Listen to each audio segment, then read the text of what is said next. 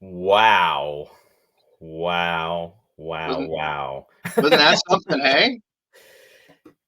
Kudos to Catherine Bujola again. She is amazing. Thank you, Catherine, for that amazing wow intro. That was great. And that's the Pre-intro. and that's the first intro. Exactly. That's the pre-intro. Yep. Welcome, Warren. How are you today? Well, I'm good, Roy. How are you?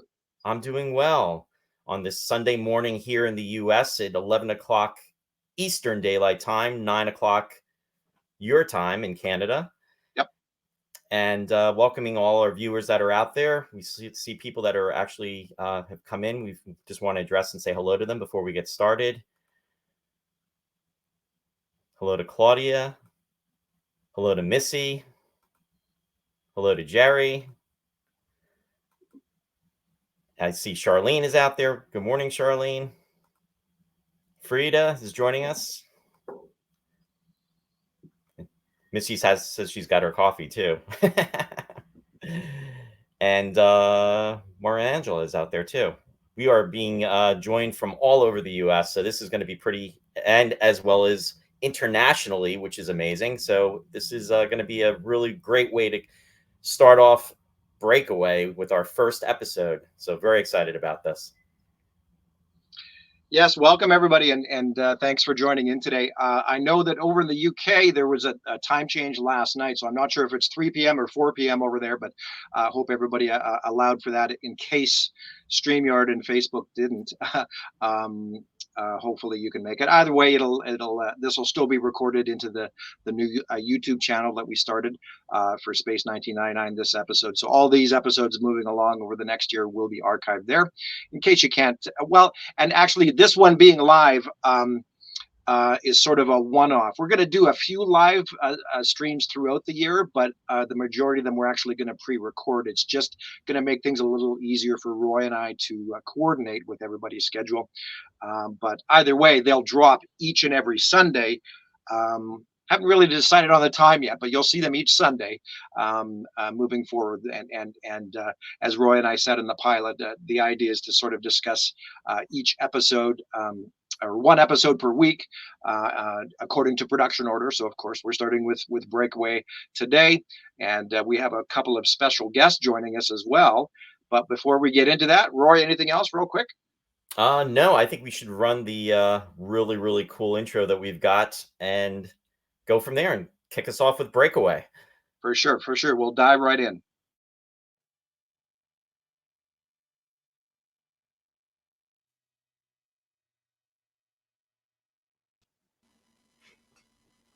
Nice intro. Hey, guys. Hey. Welcome. Hi, welcome. Yeah, isn't that amazing? Roy and I, when we first saw it, I mean, and again, Catherine's work, I mean, that is such a beautiful montage because if you didn't notice, it's all 24 episodes of year one. So, Yeah. and again, in production order, it's perfect for what we're setting up here. So, yeah, very nice. And welcome. Thank you. Thanks. Welcome, nice guys. to be here. Really Are nice you guys to have going you. in those Moonbase Alpha suits for Halloween? Can't eat the candy with the helmets on. True. Flip the visor up real quick. Exactly. Had to suck it in too when putting those on. Oh my goodness. Oh yes, we had to manipulate those photos. Trust me, those spacesuits are not kind when it comes to the. Oh man.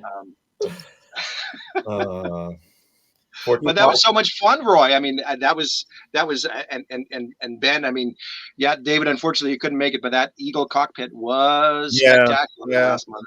Yeah. I wish, but just things didn't play out the way I'd hoped. Yeah. Hats off to Daryl and crew, boy. They knocked it out of the park for that one. Yeah, it's great photos. Yeah, really something.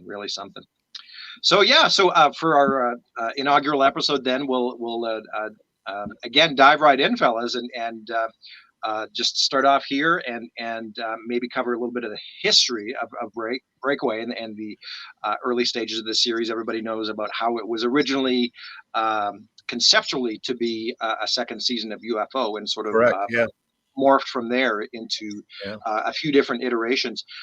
Dave, any thoughts on that?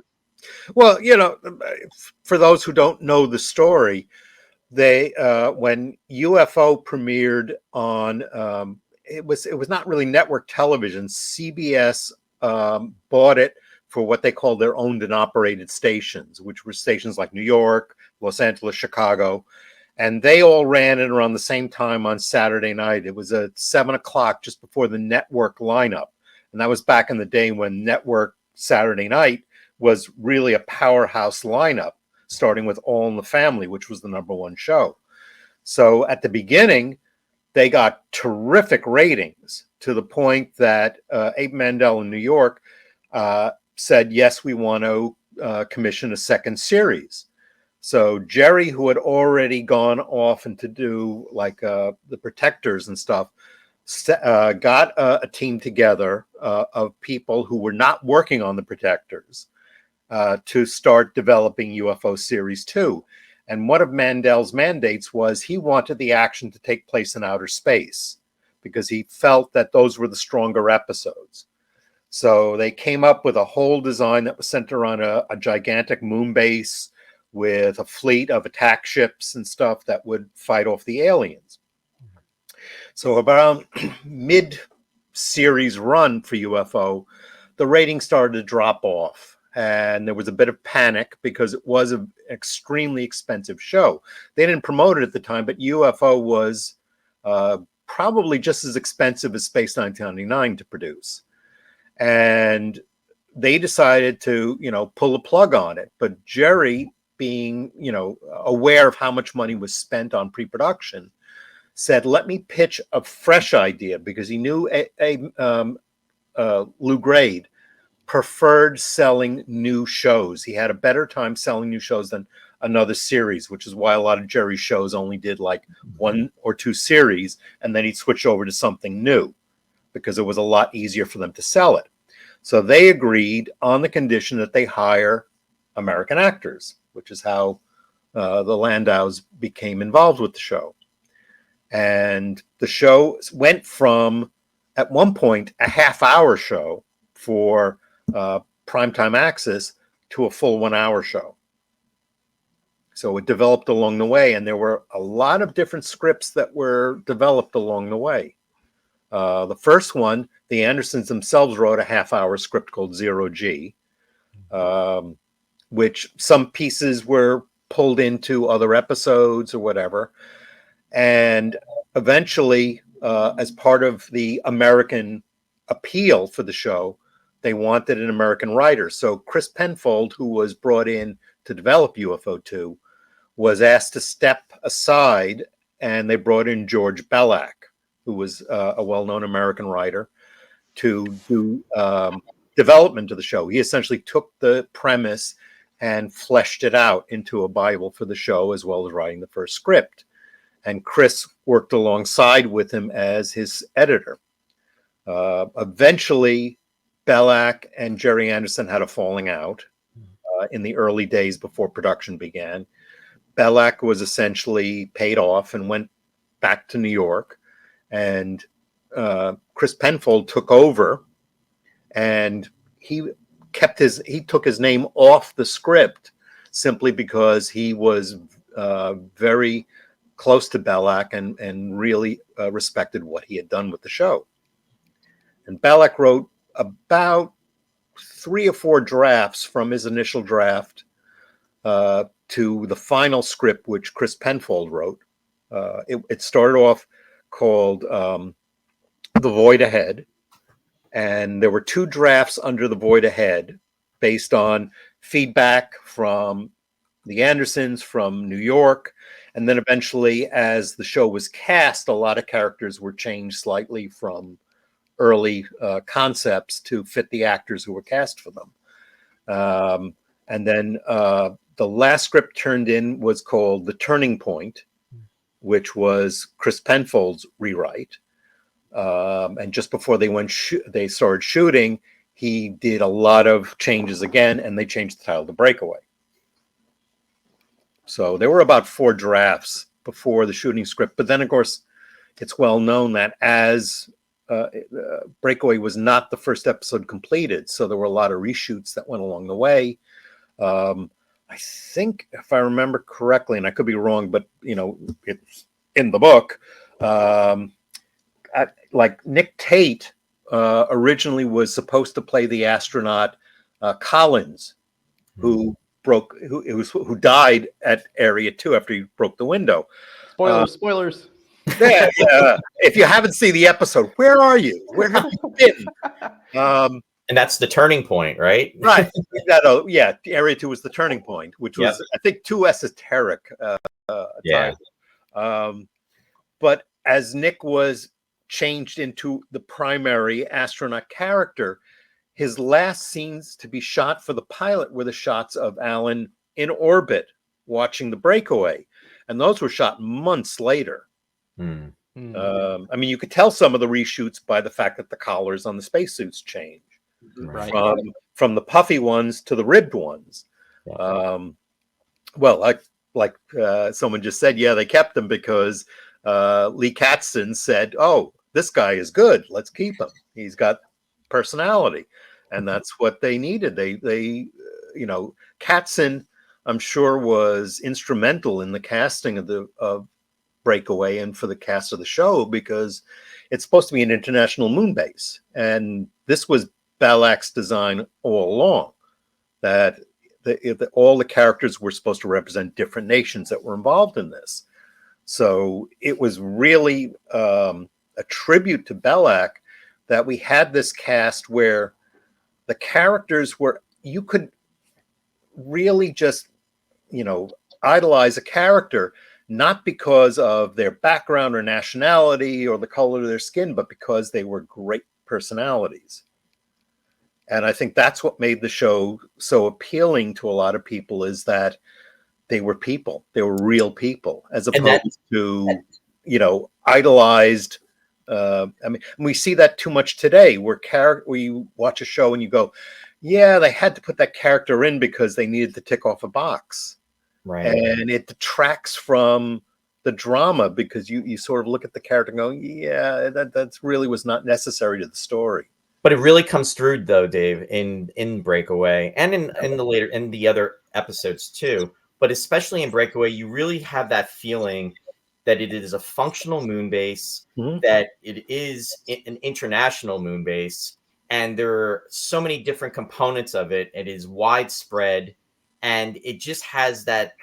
There's that aura, that feel, that atmosphere. I can't even put it into words. It's almost like something. It's almost like something that you can't even describe. But there's a hopeful atmosphere, because you've got this group of divergent people from different nations and backgrounds who are all working together. I mean, sure.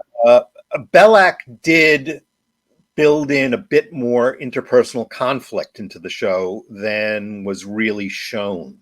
I think that probably was one of the reasons why Jerry and him didn't get along, because Jerry never really, characterizations were not really Jerry's strong suit. He was into the visual look of the show and the story.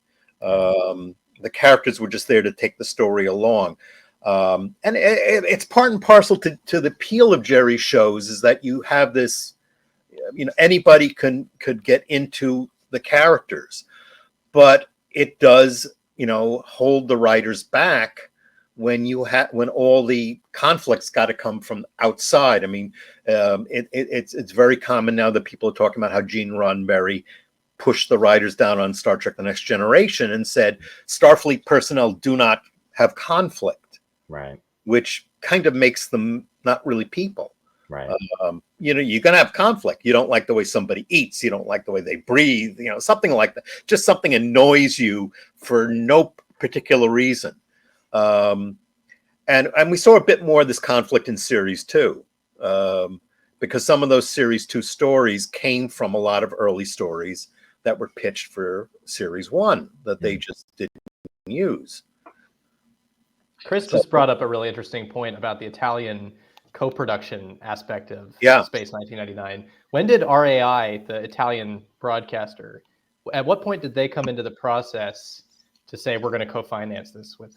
I think they came in at the process around the time the Landaus were brought in, because when the show went from half hour to an hour, and the budget went way up, I think they needed to bring RAI in to, finance the back end of the show. I mean, it was, for a syndicated show, it was extremely expensive. I mean, they had hopes right from the start by bringing the Landas in, they were going to get a network deal, sell this to prime time.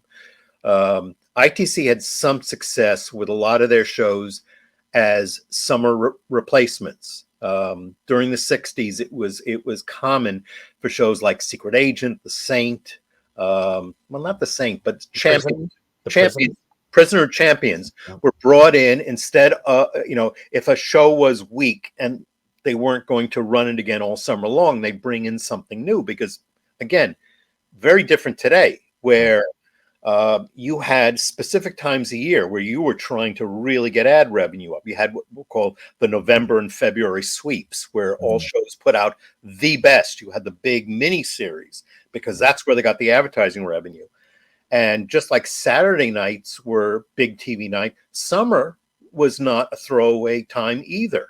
Mm-hmm. But they knew that based on their habit of starting shows in either September or January, by summer they're into reruns. And people don't watch reruns as much because they've seen it already. So they would bring in these replacements to take the weaker shows off the air. And ITC figured, okay, if we have something really splashy, the networks are going to want to buy it. And that's where the big money is, because America was at the time the source of the big revenue. Right. That's not true anymore, but that was the case. It was a different time though, and totally with cable and the satellites and the way things are done now. I mean, back in the day, television episodes, for them to go 24 episodes, that was pretty much the norm. And there were even shows. I mean, I think of Star Trek, first season 29, Lost in Space. I think in the second year they did 30 episodes. But for now, I mean, the way, if you get 8 episodes out of a show that's being run for a season, it's almost like it's considered a lot, or I should say maybe like with 10 with the new Star Trek incarnation. Yeah. I mean, the advantage of 10 episodes is you put your 10 strongest stories forward. Sure. You're not, the biggest problem with any show is it's an eating machine. Yeah. Once you get the ball rolling, you have to have something before the cameras. And sometimes you end up with a script that no matter how much you try and massage it, it goes before the camera is not ready. Right. Because you can't have people sitting idle. Now, with Space 1999, the original idea was we were going to start in November, December of 73 and get the show on the air by September 74. Mm. And this was partly or basically due to the fact that in Britain, the shows were shot in a 2-week interval, where in America, you would shoot the show in 6 days. So America could start a new season back then in July and get it on the air in September. But in England, they couldn't do that because of just the work week was different. Right. So when the show didn't get its September 74 premiere, they still went into production. And one of the things this allowed them to do is go back and fix things with episodes that weren't working. Mm. So in a lot of cases, they did a lot of reshoots. Yeah. And they would do pickups. I mean, Last Enemy is one of the shows that came in under time. It just was moving too fast, and they had to go back and shoot additional scenes just to pad it out. I always get a smile when I see Dione, because you can see with Carolyn Mortimer, her hairstyle is different throughout the episode. One, she's got bangs at one time, and then another time, her hair is longer. And Last Enemy, I believe, wasn't that the last episode that they actually shot? I think it was in March of 75 when they did the pickups. Yeah. They did some pickups. The whole end sequence with the robot controlled moon buggy and the empty spacesuit was one of the last things they shot. Wow. That shot of the helmet falling off, which they just shot against a black background. They didn't have to build a set for that. Space Brain, they did a lot of reworking with that episode. Yeah. In fact, if I remember correctly, there was scenes that part of the cast, Carla Romanelli, she wasn't even present when they actually did some of the reworking because they did some changes with that. Mm-hmm. You brought up, of course, we're talking about Breakaway today. Breakaway, the changes that were done with that, and where, 1 minute Koenig is flying, as you said, in the Eagle, and, he's hit the collar on his Right, suit is collar one way, changes. Yeah. and then it's corrugated in the next scene. So, I mean, there's a lot of that going on too. Yeah. Yeah. I mean, there was a lot of that moving around. They, the advantage to the pilot, and it was built into shooting Breakaway.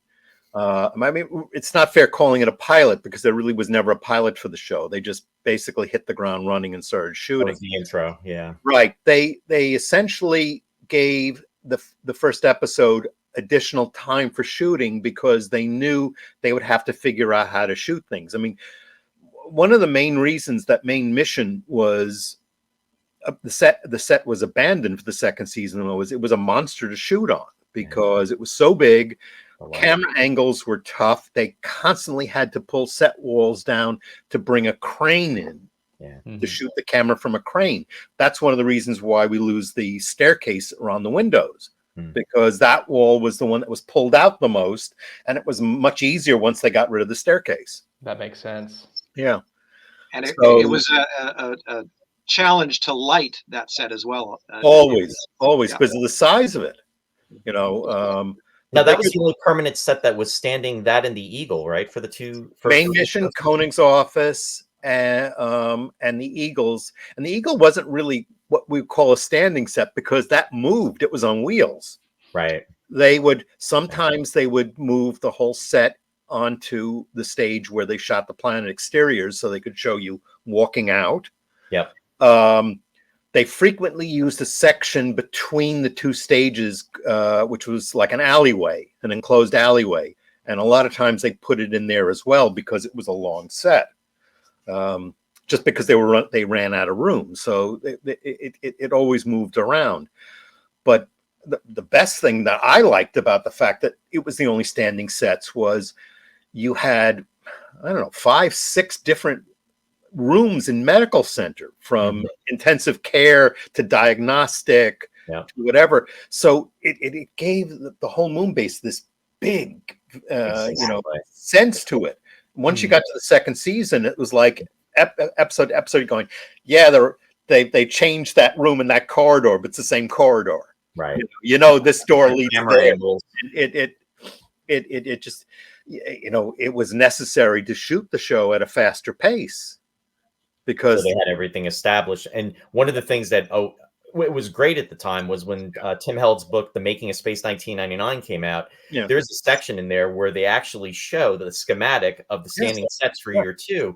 So when you're watching the episodes and you're watching it at different places, and as they're going down the corridors, you can envision exactly where they are at. And to your point, it's a dead giveaway. It is, and they may have it set up where they have signs saying it's actually one thing, but in actuality, just based on the sets and the formations, and having seen the episodes as many times as we all have, exactly where they're at, and it just kind of took away from the scope of the moon base. Whereas in the first season, it just really felt massive. It really made it more claustrophobic, which and this goes back to what I was saying about the shooting schedule. They started shooting the show. They were originally supposed to start shooting in 75, but they ended up in February 76. And even shooting in February, they were running late, and they had to double up episodes to get it on the air. It was a problem. So they had to have a set where they could shoot and shoot quickly. So the lighting was never changed. It wasn't like, in the first season, you'd have suddenly different colored panels to set the mood and stuff. And here it was, the only change you got was sometimes the lights would be dim because, some disaster happened. But most of the time, the camera was in the same position all the time. You only had 3 walls on command center. It's funny you're mentioning that about the background of the lighting in Main Mission, because at one point, probably about maybe 15 or 20 years ago, I went through in production order with the episodes and actually listed the colors that they used and how it changed throughout the season and how it was consistent with the different colors. And it's kind of cool that they actually took the time to do that, because that's just it gave to the aesthetic of Main Mission. Well, that was the other thing that was really made the first season so cinematic was the fact that they had the time to do crazy camera angles and lighting and use different lenses. It wasn't regular television. It was movie of the week.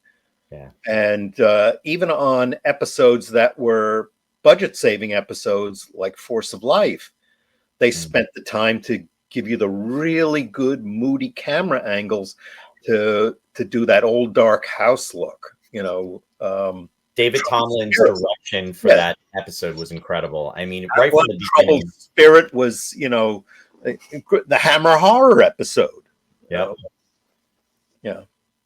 So it just shows you that there is real filmmaking into it. And, all these years later, I think I have a better appreciation for Breakaway now than I did originally, because I always felt that the weakest episodes really were the first episodes of most of the Anderson shows, because they were so concentrated on filling in the format, introducing the vehicles and whatever. You go through like the UFO pilot, it's like we have to show every vehicle to show you what things do.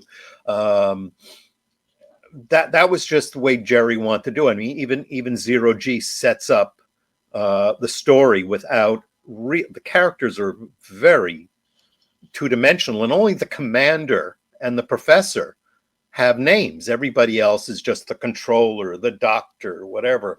They didn't even make any effort to establish the characters, even describe them in the script. Wow. That was just really what they always did.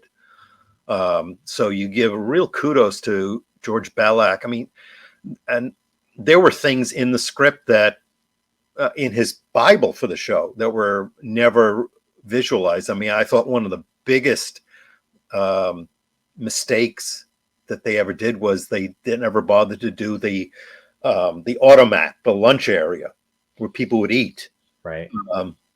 Which plays a major scene in David Weir's original Black Sun script. It just places where people could gather instead of just hanging out in someone's room, I think is much better.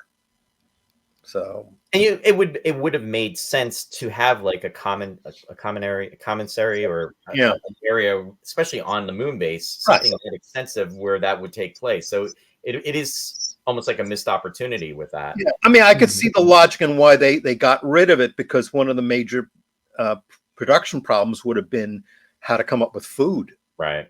What kind of we've known in passing that they have some kind of protein processing plant, and maybe they're doing vegetables and stuff. Yeah, hydroponics and whatnot. Right, hydroponics. So okay, we just see people eating salads and tofu. I don't know.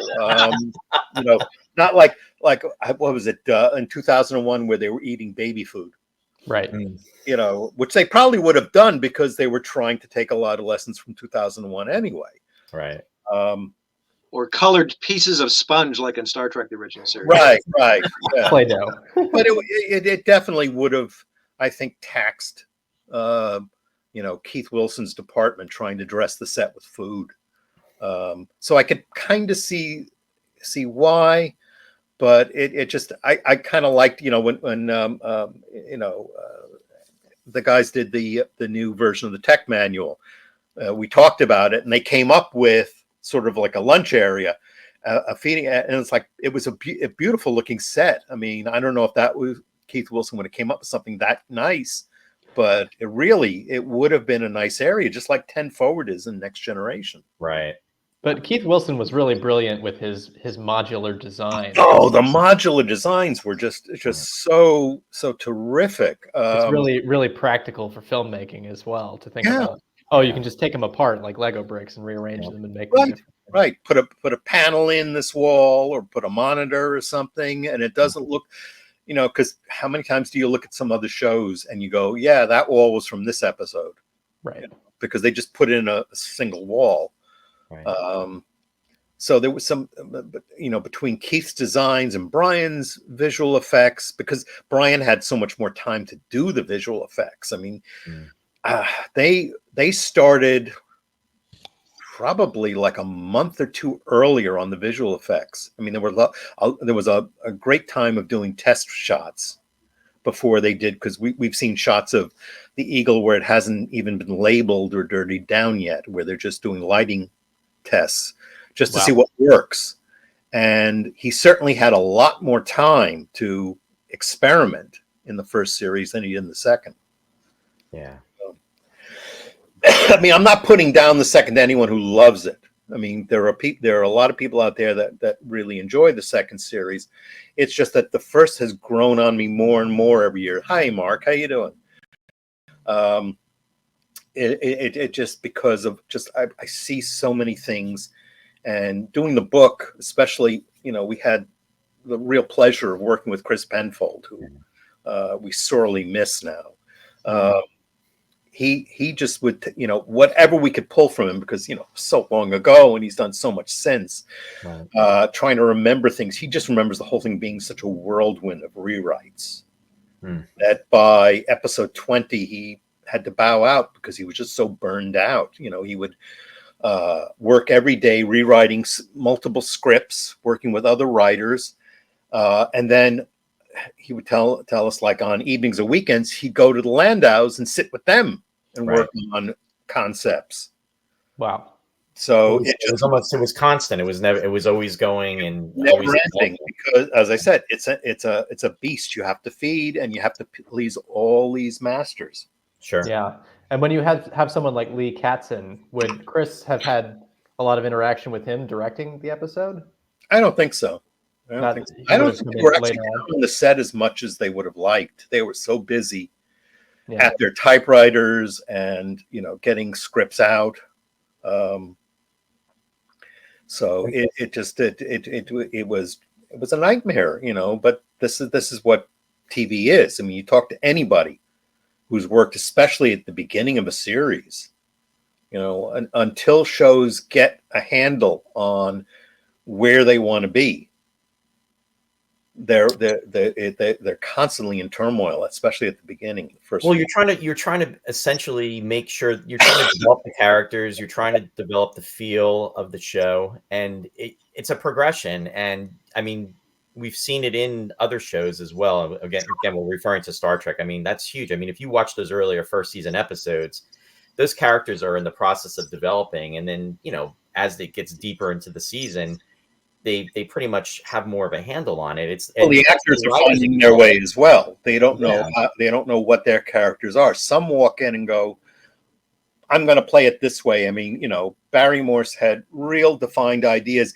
He decided early on, simply because the character hadn't been fleshed out, that he'd come up with his own ideas for the character. But that's the kind of actor he was. He prepped into it. Others would go in, and sometimes they'd end up playing themselves, because this is how things fit in. Right. So, like Next Generation took 2 seasons before it hit its stride. It actually started hitting its stride in the latter half of the first and second seasons. Yeah. But and then the other thing too is, with the second season, you had the writer's strike of 1988 going on. So they were utilizing scripts that had been developed for the show that was potentially going to be phase 2. Phase 2 before Star Trek the Motion Picture. And they could only change names. They couldn't do major rewrites because the union wouldn't allow them. But and the other thing with Space 1999 was, you had Chris Penfold would write a script, or Johnny Byrne, or any of the other writers, and then the script would go through Jerry Anderson. It would go through, and then it would have to go to the United States to go through Abe Mandel. It would probably go through David Withers at ITC in London. So everybody would have their finger in the pie. And when you're dealing with, back then, it wasn't email. It was sometimes you would telex something, but in most cases you would send the script over by courier. So that would get there in a day or two. So a week later, you might get notes back. Or in some cases, the story that I got from Bob Mandel, Abe Mandel's son, was his father saw an early print of Black Sun, and essentially just called Jerry and said, never do something like that again. Because he just thought it was way too metaphysical. Mm-hmm. You know, so do you think that process of having a lot more fingers in the pie helped or hurt the show more? it goes both ways. Sometimes it helps, sometimes it doesn't. But Right. you know, you have, for example, Jerry had his own vision of the show, and Jerry, I think, would have been very happy if the show was real hard science fiction. Abe Mandel saw the show as Flash Gordon, which is why you ended up with the second series the way it was, because he thought it should be Monster of the Week. That's what he grew up with. He grew up with, you know, Flash Gordon, The Outer Limits, Buck Rogers. That's how he saw science fiction. And back then, you know, with not having the internet or something, you could only rely on what were called test audiences. But you don't get a test audience like if you take your pilot to Comic-Con. You get a bunch of people in a room, which is like a whole different audience, and you're going to get people who love science fiction, people who hate science fiction, people who think science fiction is, you know, Flash Gordon, people who think science fiction is Arthur C. Clarke. Right. Well, you know what, you're bringing up a good point too, David, because in a lot of ways, if the technology existed then that existed today, it potentially could have helped things speed along. However, on the flip side of it, the show would not be the show that we have today, because it probably wouldn't have been allowed to develop the way it did, because of the technology would have also went against it. So we're probably lucky that everything kind of like played out the way it did. But it is unfortunate, though, that it's almost like, what do they say? Too many cooks spoils the broth. And sure. You know, there's an old Hollywood adage that you can tell at the beginning of a movie the quality of the story by how many writers are involved. You know, but also the fact we know that in some cases a lot of writers don't get credit. Right. So no great house committee, but sometimes something manages to get through. It all depends on what the committee's made from. Right. So sometimes that committee can create a really strange alchemy. It's like a great band where they're all really great at specific things, and if those things happen to mix well, it's like the ingredients in a really good cake. I mean, could year one have been better? Maybe. It certainly could have been worse. Right. But in some cases, you know, what happened to the show worked for it. I mean, certainly losing the network sale early on allowed them to go back and touch up episodes. Sure. They had the time to do things, but, you know, even though it was an expensive show, there was a budget crunch every week. So there were a lot of stuff that had to be cut out because they couldn't afford to do it, couldn't figure out how to do it.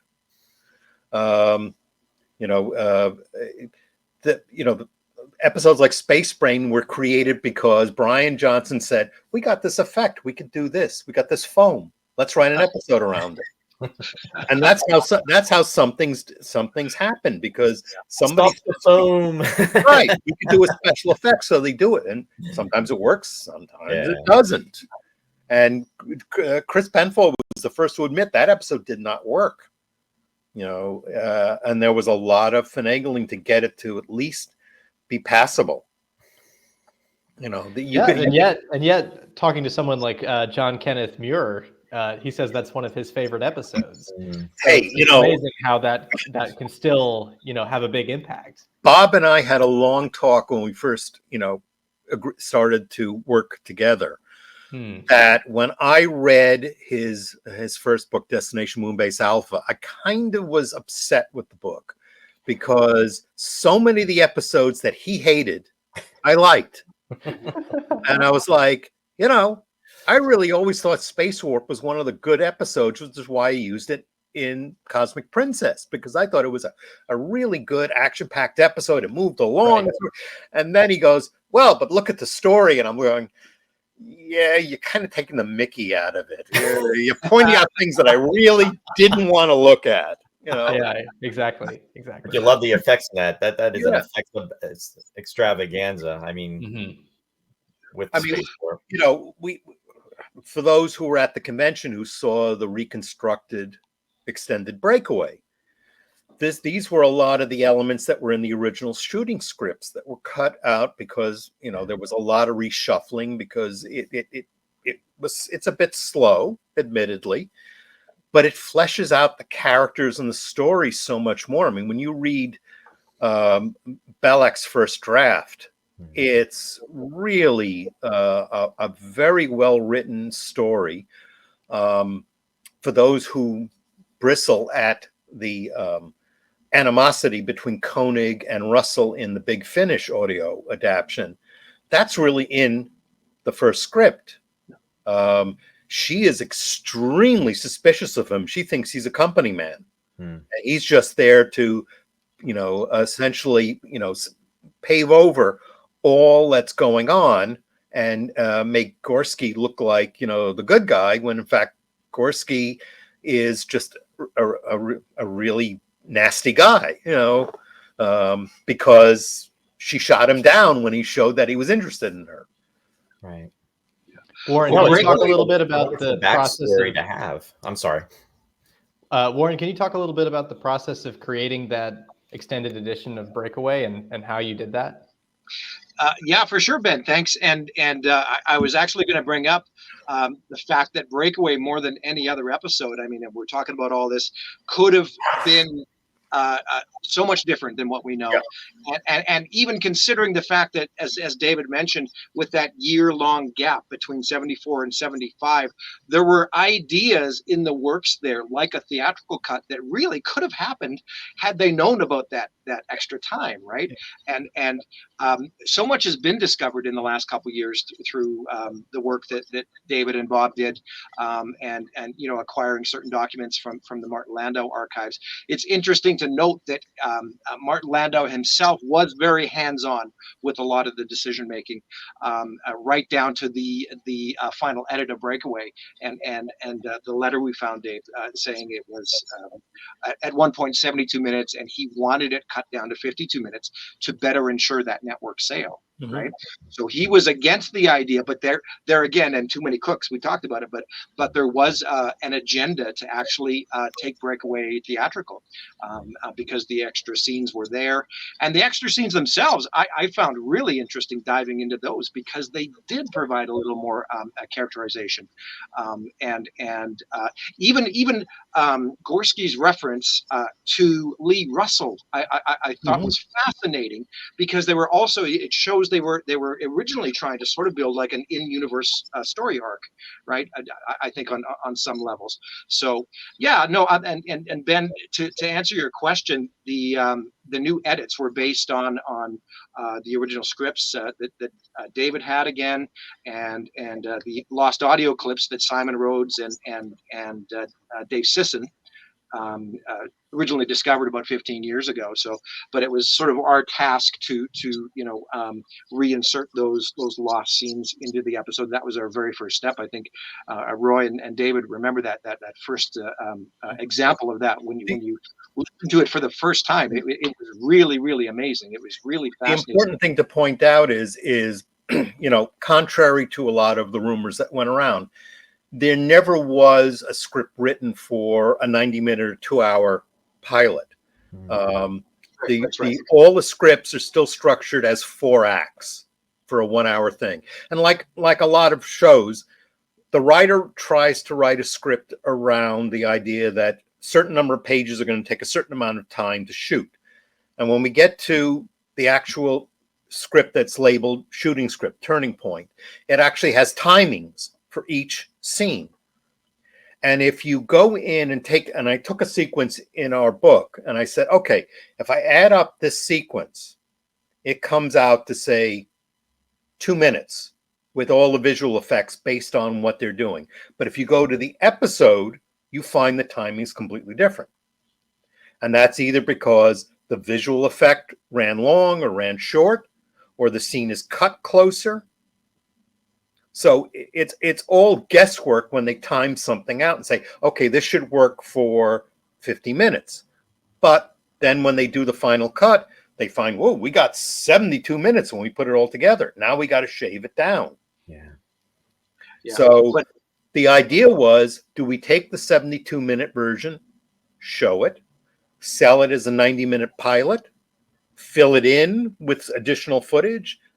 Some of these ideas could have been passed around, may not have been memorialized in memos, but I think there was a lot of discussion. What do we do with this episode? It's come out long. Do we leave it? Do we beef it up? Do we cut it down?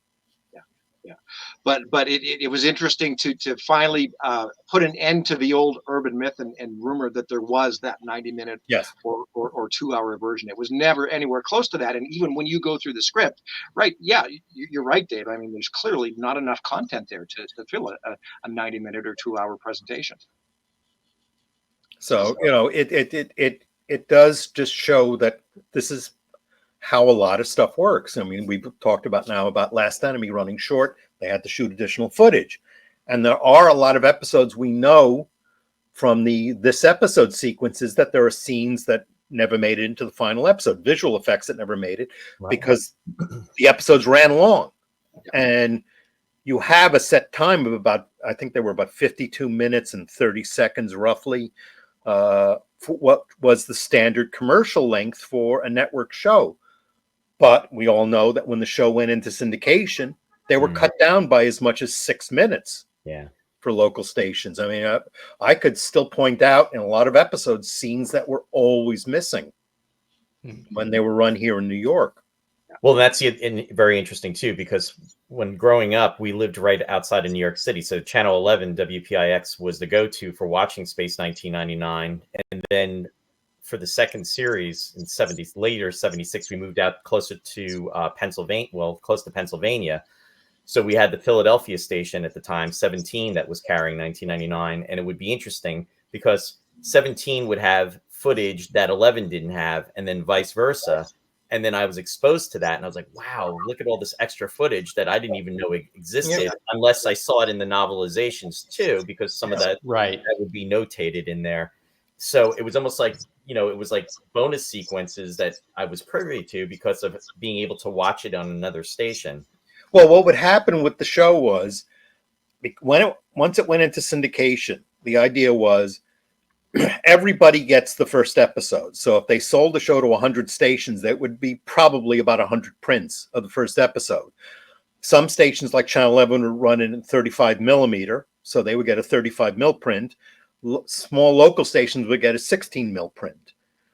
Now, after the first episode, the reason why some people might see Matter of Life and Death as episode 2, and some people see War Games as episode 2, is that they would send out maybe half the amount of prints, or even a third. And once Channel 11 finished their episode 2 broadcast, they would ship the print out to either ITC or the next station on a shipping list. And Channel 11 would do their own edits. Yeah. And then they'd put the footage back in the print, ship it to the other station, who would then do their own edits. So I think I once saw, was it Beta Cloud? I saw it in Boston. And then when I went back to New York, I saw it in New York, and the edits were completely different. Yeah, exactly. I think I even remember you talking about that in Starlog a long time ago, David. About how you suddenly saw a version of War Games where Koenig's speech about God was included, and you'd never seen that before, right? And it gave you an entirely new perspective. Well, Channel 11 left that in. I think other stations cut it out. Maybe it's the other way around. Yeah. And then, of course, the most notorious one was watching Beta Cloud, where you go to the act out where Tony and Maya were, I think, trapped in the room with the chlorophyll or whatever. I can't remember exactly the scene. But we came back from the commercial break and they're running down a corridor. We never saw them come out of the room. Because the station would just be lazy and say, this is boring, let's cut it out. Well, it's funny talking about this because with the Metamorph, and I was even just saying when we did our kickoff episode, I actually, to this day, I have the original cassette tape. I was like 10 years old when I taped it in front of the TV. And when Channel 11 ran it, they also had their edits. And one of the scenes that was cut out was when they're putting the boosters onto the Eagle. Yeah. And then when Koenig meets up with Annette Fraser by the travel tube and says, "Don't worry, we'll get him back," and then she says, "Thank you," and they go into the travel tube and it goes off. All of that was cut off. When the Eagle takes, they enter the Eagle and then they're taking off. All of that was cut out.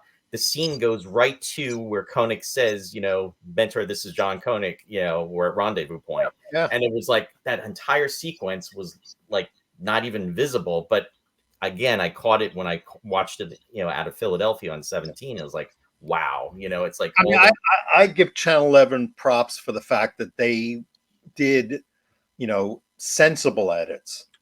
That there really was nothing that you didn't say, "Gee, I missed." I mean, I remember with Breakaway, there's the scene where Koenig's mulling over things that have been told to him, and you're hearing all the voiceovers. Yep. And Helena's line of, "I can't guarantee they're going to be affected 3 days or 3 months out into deep space." That scene was cut. Yeah. And I'm like going, where did that line come from? Right. Yeah. But to your point, it didn't, the edits that 11 did not impact the story. And at the end of the day, even though it's extra footage and it's characterization, what you don't want a story that's choppy. Like, you have one scene going on that leads right into another, and it's like, how did they actually get there? So there at least was thought put behind that, and it wasn't just like. I mean, people have to remember too that we were used to stuff being edited. I mean, how many times did you watch a movie that was cut down for a 90-minute 4:30 movie slot? Right, the 4:30 movie. It's like, oh yeah, I saw this on the other channel, and suddenly it's in a 2-hour slot, and I'm seeing this whole other half of the movie. Hey, boys, we're coming up to the top of the hour here. Ben and Dave, how are you doing for time? Like, do you think you could stick around for a little bit? Yeah. Would it be okay if we gave you guys a little 5 or 10 minute break and brought? Yeah, I could use more coffee. Special guests? Yeah. We did that. Yeah. Sure. Okay. Yeah. Thanks, we'll catch up with you in a little bit then. Okay. Sure. Awesome. Awesome discussion. Love. For sure. Roy. Very exciting. And one thing, and Roy and I, folks, we're going through at the beginning of the broadcast. We're winging a little bit of this ad-libbing, but we were trying to come up with a general format on how to introduce the shows. And one thing we didn't do, Roy, is introduce the guests. We sort of jumped into that. We should maybe take a couple minutes each episode and just introduce the guests and have 30 seconds from each of them. But Dave and Ben, thank you very much for your time. We'll catch up with you shortly here. So, Roy, we have a couple other guests in the background. We do. That we didn't announce, and we'll bring on as a special surprise here on our very first episode. So we will welcome. Wow, Tim and Craig. Hey guys. Guys, how's everybody How doing you doing, today? gentlemen? Good. How you doing? And we Good. should properly introduce Tim Ellis from Giant Leap Toys and Craig Owens from Zyka Toys. And for the folks out there that don't know about them, they are behind the launch, the Kickstarter that's taking place for Eagle 1976, which is definitely making a lot of important headway. A lot of exciting news coming out in regards to this. So welcome, guys. Great to have you on. Thank you. Doing some exciting news as of yesterday. Really, really pleased you guys could make it again today and to give everybody the latest updates on the project and the Kickstarter. So thanks again. Over to you guys. Okay. Well, as far as you mentioned yesterday, our announcement that we're moving into tooling. So with a lot of the initial fundraising that we've been able to do on different platforms other than the Kickstarter, we've been able to pull together enough funds to get that going in earnest. So we're gonna have the factory start moving ahead and get the tooling underway. And it's a huge commitment. It's a big commitment to go ahead and take this step at this stage. But this is how much Anderson, how much Zyka, and how much Giant Leap believe in this project. So we're going forward, and this beauty right here will be a reality next year. That's awesome. Yeah, incredible. Yeah, excited about it. This kind of looks like it's almost big enough that I'm flying the thing. one of the things I noted when you were on Roy's show here a couple of weeks ago, guys, was just the overall value in this product, right? I mean, because I've been a sort of a casual part-time collector of Eagles all my life, just like everybody else. But I mean, of course, about 10 years ago when the 22-inch MPC around two kits first came out, I mean, that was amazing in and of itself. But I mean, in the back of a lot of people's minds, it's always been a big dream to own a 44-inch, right? But with no commercial kits in that size or scale available to this day, they're very expensive. I mean, if anything in a 44 inches, you're talking, $5,000, $6,000, $7,000. Sure. So the fact that this is real close. I mean, it's about 36 inches, 37. Go ahead, Craig. 36 inches. 36, and for a matter of a few $100s. Again, it's just the overall value here. I think everybody should really consider that and get on board with that Kickstarter. And this could be your only opportunity to own something in this scale without breaking the bank, right? Yeah. Well, we're going to do this initial run, and this will be the only opportunity to get this standard edition. On our Kickstarter, we're also offering up the retro Mattel edition that'll have the red engine housing back here and the black translucent canopy on the front, and then we're also we're doing an homage to Dinky, so we'll have our metallic pea soup green edition that we're doing. Which, when I was a kid, it was a head scratcher for me. There you go. Beautiful, Warren. That's great.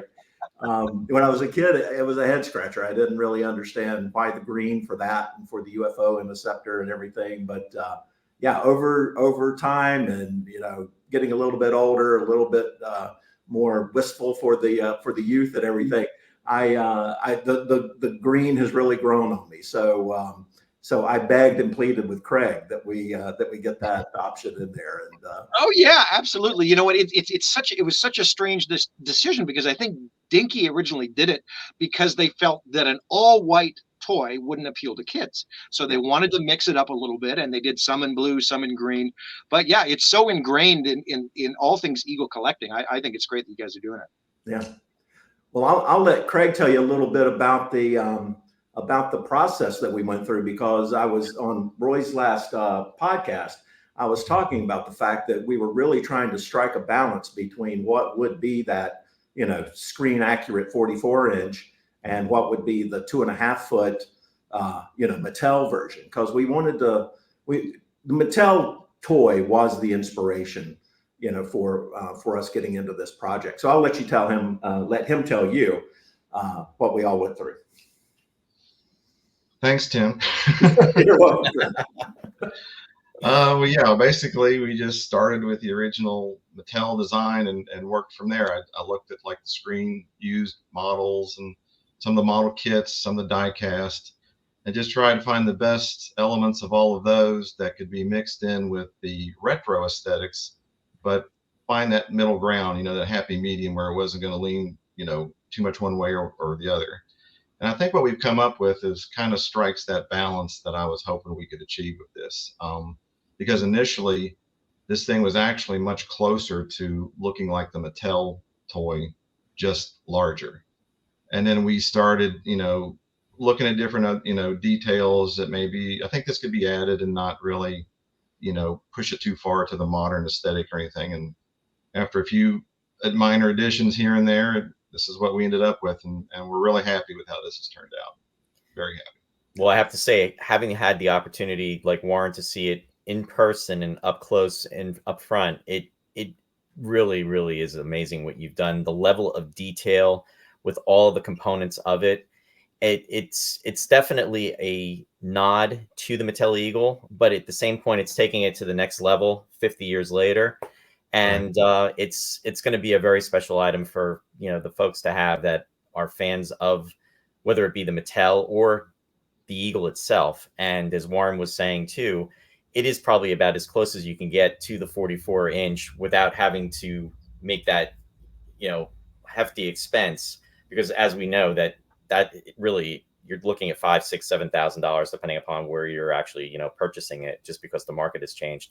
But one thing I do want to add too is that it's very important that if you have not actually jumped on board with this as far as a consumer, make sure that you do, because as Tim was saying, as Craig has been saying too, that this is going to be the only opportunity that you're going to really have to do this, because this is not going to be marketed after this run. This is going to be once and done. And so now is the time to really jump on board in regards to this. And then next year you will be pleasantly happy having that in front of you. Yeah, absolutely. No, for sure. It really truly is the ultimate anniversary piece, guys. And I love the way that you and Anderson Entertainment have marketed this as the 50th anniversary prize possession. And of course, we're thrilled to have you guys. We're thrilled to have you guys in London as part of those 50th anniversary celebrations. And of course, moving forward as well. It's just a real pleasure to be a part of this, guys. Yeah. Yeah. Well, thank you again. We really have a lot of fondness for Space 1999, and especially for this eagle. The design of the eagle is just iconic and has been with us since childhood. And so yeah, we appreciate any opportunity that we can get to talk it up to the fans and let them know that we're out there doing the work for them, and hopefully they'll join us and get on board with it. We're pretty pleased with the way things are going. Absolutely. That's great news. Now, how many days are left now in regards to doing this? Craig? With Kickstarter? Yeah. Yeah. 20 some days. I haven't checked this morning. I think it's like 21, 20. 22 days. So it's 22 days. I know it was in 20. 22 days, 286 backers. Excellent. Yeah. Wonderful. That's oh, sorry. Didn't you guys have weren't you talking about some way that people can actually migrate over towards the end if things? Right. So what's going to go on is we talked about this on Roy's podcast.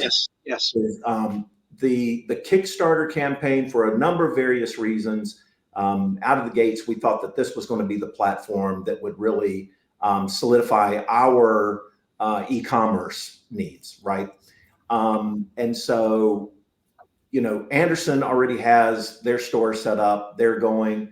We're also offering this through Big Bad Toy Store. They're up and going.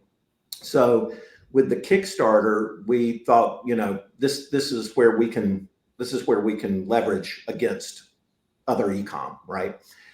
But what we found out is that, there's some of the fan base who doesn't trust Kickstarter. There's some of the fan base that, maybe isn't even aware of Kickstarter or is intimidated by it, right?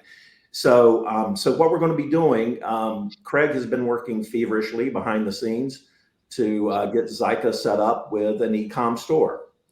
And so we'll get to that 20 some odd day countdown with the Kickstarter, but we're going to start asking everyone who's pledged, those 286 that have pledged to the Kickstarter, to start migrating their orders from the Kickstarter over to the Zyka store. And the reason for that is it's going to give us a better cost break on our shipping.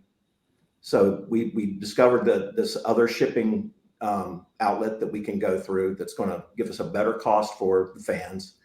And then also it's going to allow us to extend our marketing and our reach for this up until the date that the factory needs to start production. So we're going to gain, we'll lose some time for Chinese New Year, right, between January and February. But we're going to gain a considerable amount of time as far as the marketing and promotion of this, just to ensure that we get it in as many hands as we can. Right. So that's going to be part of the migration notification that we'll be putting out there on the Kickstarter site. And then once we've informed all those 286 backers on the Kickstarter campaign, then we'll start to broadcast that a little more widely onto the Facebook pages, onto our Instagram pages and things like that. So yeah, Craig has knocked it out of the park, working behind the scenes to make this e-com site come together. We did some test purchases yesterday. I'm now the proud owner of 50 different Eagles because I'm holding him to that. I'm a nut when it comes to the e-com thing, and he's like, cancel your order, and I'm like, how do I do that? I don't know what I'm doing. So I'm a very poor partner in that regard. But yeah, we've been really thrilled with the response so far, and if anybody has any kinds of questions, any sort of concerns regarding the migration, we're here. You can get us on Facebook. You can get us through Instagram. You can reach Craig at zykatoys.com. You can reach me at zykatoys at Gmail, right, Craig? Right. .com, and you can get me at giantleaptoys@gmail.com. So feel free, reach out with any questions. Let us know what your concerns are, and we'll get them answered for sure. But yeah, good stuff happening. Tooling moving forward, extending the marketing window of this, and what else, Craig? What else did I miss? Who's looking after the daily memes? I'm sure getting a kick out of those. They're a lot of fun too, guys. That's Tim. Yeah. Sorry. I have to say, I look forward in the morning or early afternoon. I'm seeing these ads coming through, and I was actually going to comment on the one because I saw the one photo from the Lambda Factor with Sally Martin, where she's like, when you get hers, you get yours before she gets hers. Yeah. So no, it's great that you guys are just so accessible with this, and folks can reach out. So it's a good time. Gotcha. The other thing to mention about the migration, just for anyone who might have a concern about it, because what Kickstarter will do is it will hold your information. It will not charge your card until the Kickstarter is successful. So Craig has been able to set up our site that it will take your information and it will hold it exactly like the Kickstarter does. We are not going to be charging your card immediately for any of those funds. And so then once we start to get closer toward the production run, and we do need to access those funds and everything, then that's when we'll be sending out notification to the backers, then letting them know. Tim, yeah, go ahead. That's actually not correct. I'm sorry. No, they'll be charged as soon as they place the order. Oh, okay. Sorry about that. Yeah. Or it might be like a hold, like it'll place a hold, Craig, and then No, you'll be charged for the full amount. Yeah, you will be charged. Yeah. And unfortunately, the e-commerce site I use doesn't have the option to do a pre-order like say Big Bad Toy Store would, or one of those larger companies who I think they do offer, where if you place an order, they don't charge you until they're actually ready to ship the order.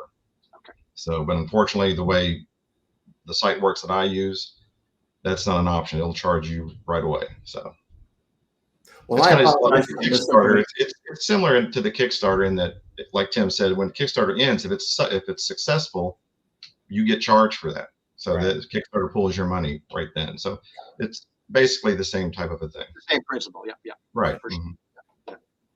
Well, like I said, I'm sorry for the misinformation, and I'll just stick to making memes from here on. Yeah, you stick to that part. Yeah. I'll do what I'm good at. You do what you're good at. Oh, that's awesome. Well, boys, we'd like to thank you very much for your time. Anything else before we part ways today? No. I think so. Just thank you again for the opportunity. We really appreciate it. Absolutely. And best of luck with this. Hope it goes well. Enjoyed the pilot episode and was listening in on the earlier conversation. I am now convinced that I am a know-nothing when it comes to Space 1999. I do not have the fan base capacity that you experts do. It's amazing. It's absolutely amazing. So, and that's all Roy. I got to say. I mean, when it comes to trivia and things like that, boy, Roy is top of the class. We're all fans, and he's the quiz master. Yep. Yeah. Okay. Well, listen, great. Thanks very much, guys. We'll certainly keep in touch over the next few weeks, and hopefully get some more updates along the way. But best of luck with all things Eagle 1976. Okay. Thank you. Fantastic. Thanks again, guys. We'll talk soon. Thank you again, guys. Take care. Take care. We'll see ya. See you. Bye. Well, and there we go. Very nice. Absolutely. We got to bring Ben and Dave back too. Yep, you betcha. You betcha. We'll get them back on here. Hey, Ben. Hey, David. Wow. Hi. Oh, I remember Cool, that original Mattel one when it first came out. Well, and it's interesting because they never sold them in Canada, so I think it was just a U.S. release. Yeah, well, Eileen Skidmore, who ran Nick Tate's fan club, Yes. she wanted one so badly, I ended up sending mine to her. Oh, really? That was nice. Okay. That was back when you could afford to send something like that overseas. Now I can't even afford to send a CD overseas to Canada. It's ridiculous. Yeah, it's crazy. It really, really is. Hey, boys, listen, we said when we put you on a little break there that we didn't actually introduce you guys. You want to give 30 seconds each, give us a little history on who you are, what you're all about, and your involvement in all things Space 1999. Well, David can definitely take 15 of my seconds because he's got a much longer resume than I do. No. But most people might know me for my work. First. You want to go first, David? Go ahead. No, you go first. All right, I'll go first. Most people know me I do a lot of different things related to puppetry, but I also freelance for Anderson Entertainment. So I was a producer on the Jerry Anderson podcast, and podcasting and Jerry Anderson, both things that are very near and dear to my heart. So I'm excited to be part of this show today. For sure. And Ben's going to serve as our producer as well. Absolutely. We thank you for your time there as well. Thanks, Ben. I just write books and print CDs. That's all.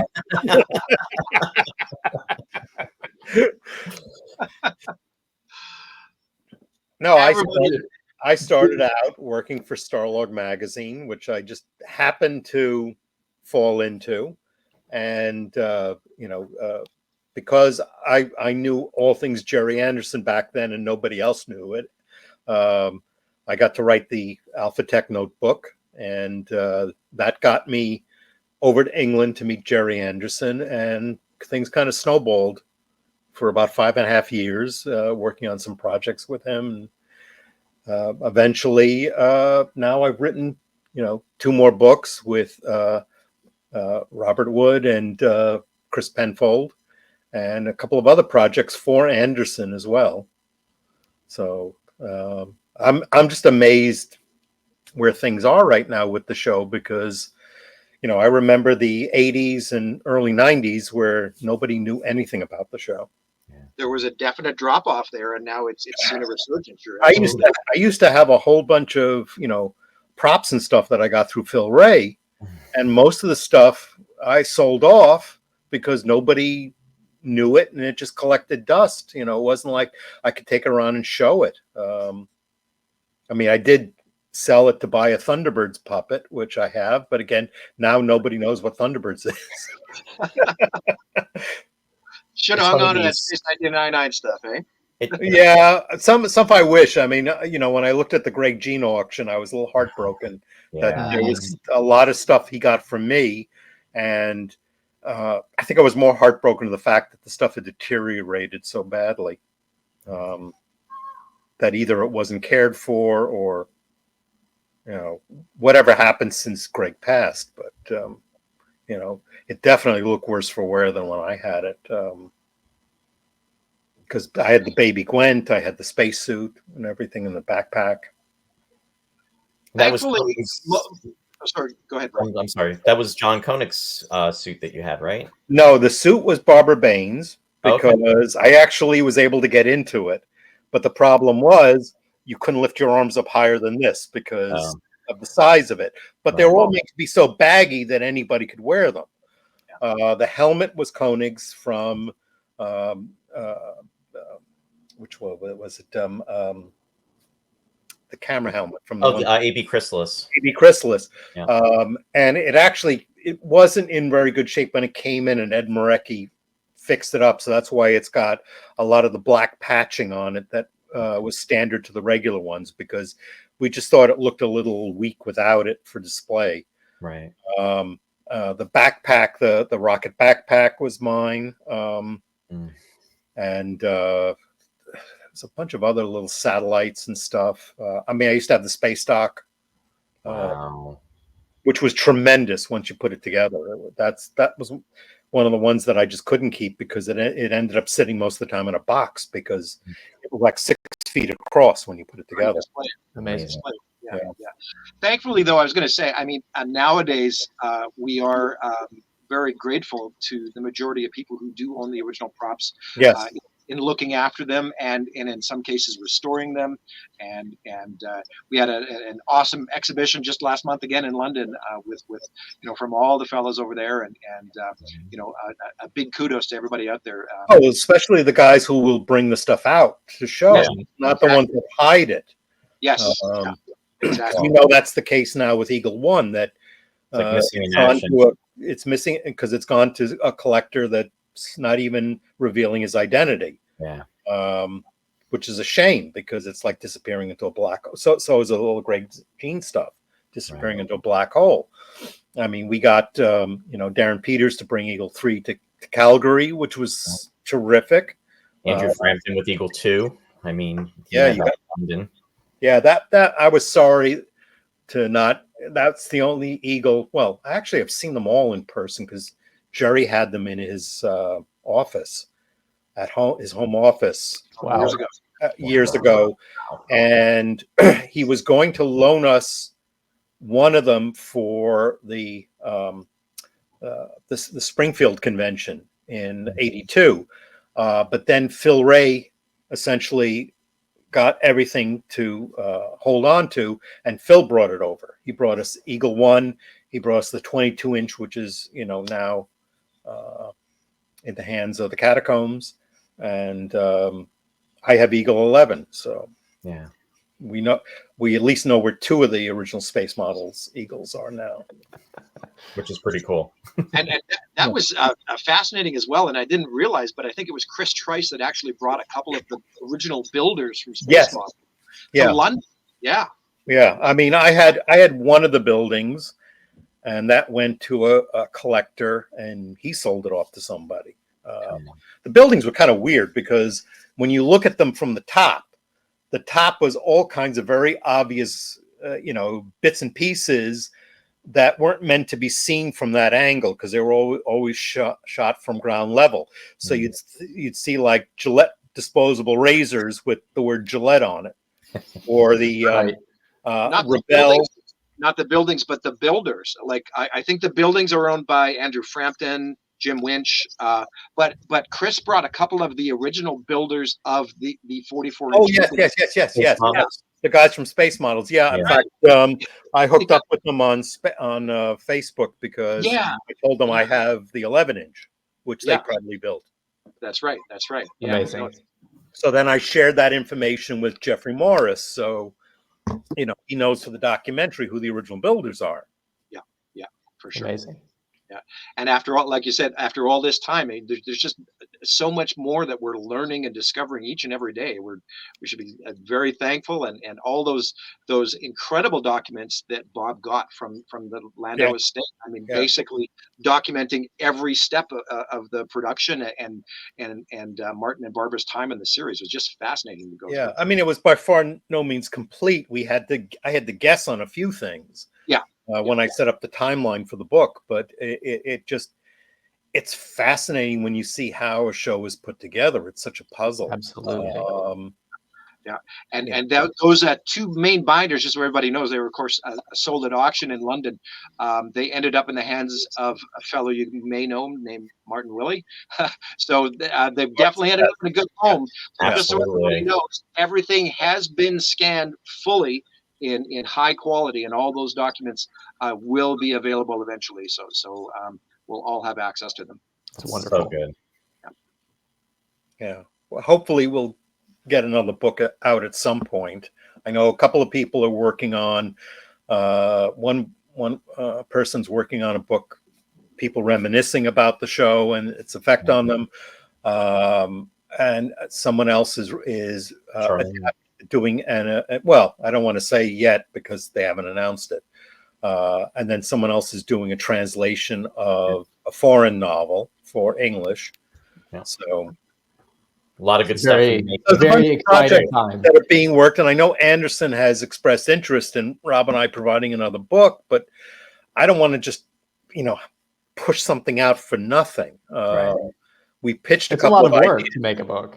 Well, yeah, and we pitched a couple of ideas to them, including we'd love to do a revised edition of our books, because there are some things that came out after the books were published, and a couple of little errors, that you miss no matter how many times you read things.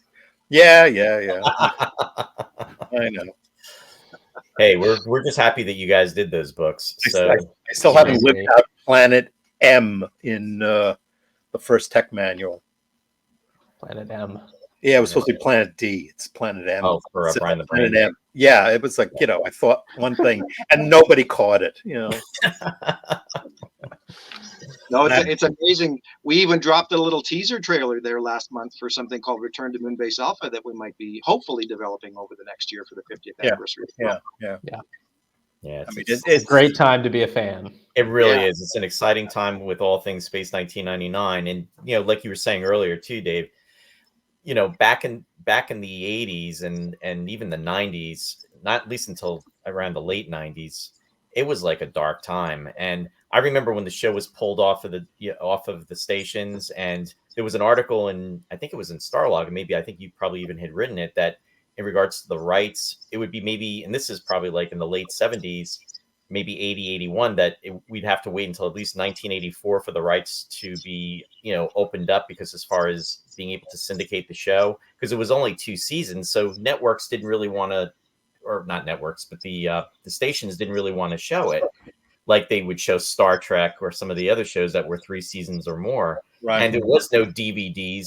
There was the VHSs that came out. There were only the 4 episodes. And then there was the Columbia House that we were happened to have, I think, and that was in the 90s. So fast forward to where we are today, we really are very fortunate to have all this access, whether it be the internet or the DVDs, the Blu-rays, and we've definitely come a long way. Well, it shows everywhere now. It's on a lot of different streaming platforms. Right. So that's great. But back then, I mean, we were only fortunate to have like cassette tapes if you tape recorded the episodes, and just to be able to But so many people never caught it because the reason it was syndicated, so they weren't aware of the show. Right. You mentioned Martin Landau and Barbara Bain, and they say Mission Impossible. Right. That was all they would remember. Yeah. I mean, I think probably just around the time of Star Wars came out, it was like a forgotten show. Yeah. Well, I have to say, I was at Schiller Theater yesterday for a few hours in New Jersey, and Barbara Bain was there. And Space 1999 is definitely remembered, as well as Mission Impossible. There were a lot of fans. She had a very long line of people, and she's looking great. And God bless her at 93 years old. Yeah. But it was very great, very good to see her there, and the fans were there, so it's pretty cool. That is really great. Yeah. We actually we hope we're going to see her for her next birthday, Roy. Right? Absolutely. That'll next year. Next September in Los Angeles. No, she won't have far to travel this time. Yeah. Exactly. We're hopeful. So, yeah. But you know what? Even insofar as like a lot of later shows, like throughout the 80s and 90s, that were maybe edited on videotape, we're so fortunate because, I mean, you're not going to see high definition versions of TV series like that. The Blu-rays that we have and the potential to maybe even do a 4K release, it's just it's astounding when you think of it. Yeah, I mean, it's a real shame that network went under, because they probably would have done a 4K eventually. I know it wasn't really on their plate right now because of the cost of what they were doing, but I was fortunate that they did, the Super Space Theater movies that they did. I wish they had gotten around to doing the whole set. But that's probably not going to happen now. I only just was able to actually finally snag a copy of Super Colorization, which was their last release. So it's at least the ultimate set's now available through Spirit Entertainment. That's good. Yeah, that features the TV, that features the SST movies, and some of the other bits. All the stuff we did for the Super Space Theater package is in there. Cool. Yeah, and then now Fanderson is doing the soundtracks. So far we've got Alien Attack and Destination Moonbase Alpha, and they hope to do the whole series as well. Very nice. So now you could hear the music all chopped up. The way it was meant to be heard. Right, right. But with, you know what? With the Oliver Onions song. Yes. Everyone loves the Oliver Onions song. Yay. But you know what? Love him or hate him. I mean, we were talking about that lull in the '80s, and if people out there weren't aware, it was primarily David Hirsch that spearheaded that campaign to cut those episodes together, so that space was still seen at that time, right? Because they couldn't. There was no interest in syndicating the show. Yeah.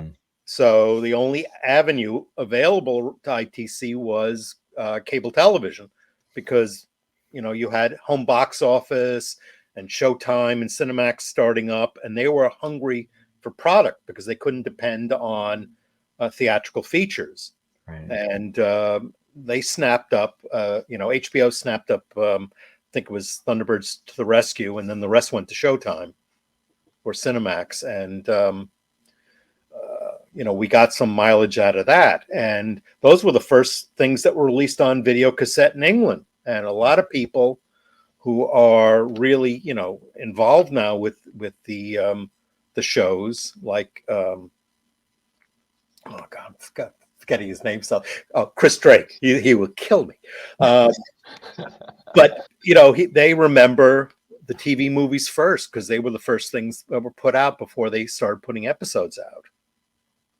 Well, it's interesting too, David. You're mentioning about putting the two episodes together. I remember WPIX during the first season of 1999 doing a special presentation of Breakaway and War Games, that they showed the two episodes back to back. Yeah. And I just have this, and I think it was like in the middle of the week too, and they did this. Yeah, like a Wednesday. Yeah.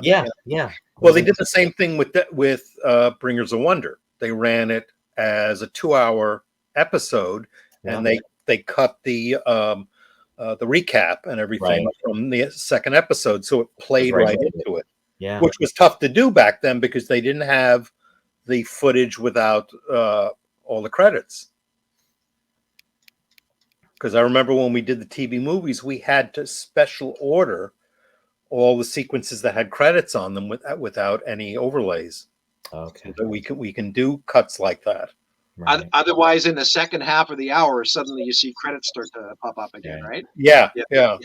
Which you see, sometimes the networks do that. If they run, the first two episodes of a show, they cut off the end title, but they still run the main title.